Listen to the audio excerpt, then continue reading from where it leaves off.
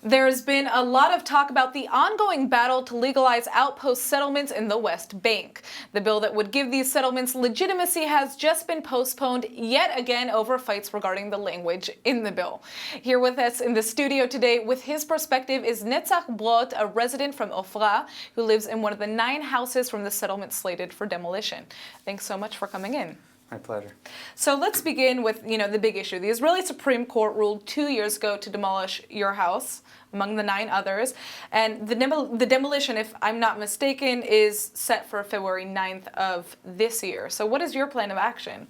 Well, I'll separate my answer to 2. First of all, I'm going to answer on a family perspective and then a public perspective.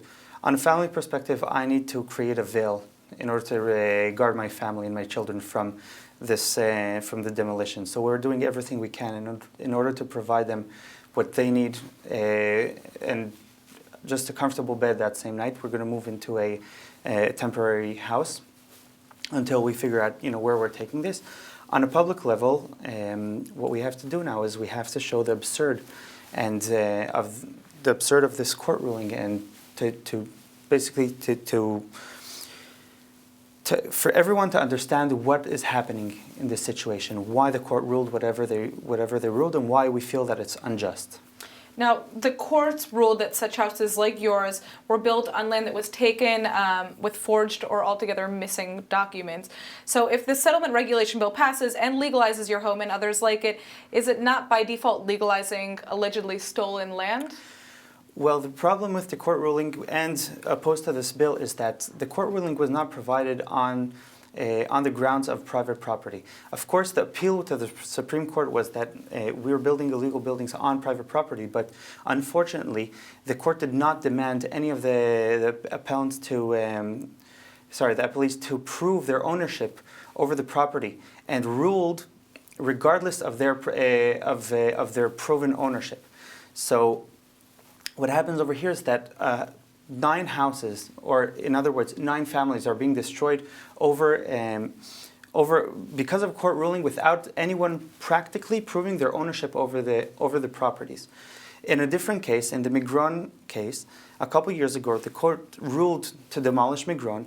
A couple months afterwards, when the Palestinian claiming for the rights over the property tried to sue whoever was living in Migron and to receive certain compensation for them using the property, the court dismissed the case and asked him to reject his request from the court because he wasn't able to prove his ownership over the property. That's why this is so problematic. Were you aware of this issue when you decided to move into this? Absolutely not. Absolutely not. I bought my house just as I would have bought a house in Jerusalem or in Tel Aviv. I have the proper documentation. I was assigned all the rights over the property by the proper governmental agency, and I wouldn't have changed anything from.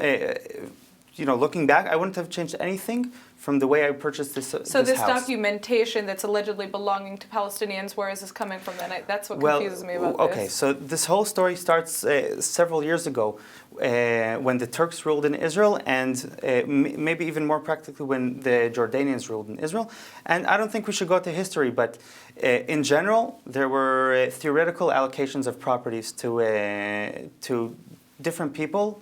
And it's very hard today to prove any sort of ownership with regard to the people who were registered as owners of the properties. What do you think should be done now that we're in this situation? What is your ideal outcome here?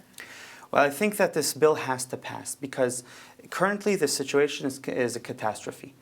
Right now, people are living in houses that are on questionable property, and the Israeli government has to take action and regulate the whole situation right now. The 9 houses in Ofra and Amona is just the beginning of this huge slippery slope that we're facing right now. All right. Well, thank you so much for coming in, Netzach. My pleasure. We'll just have to wait and see what happens.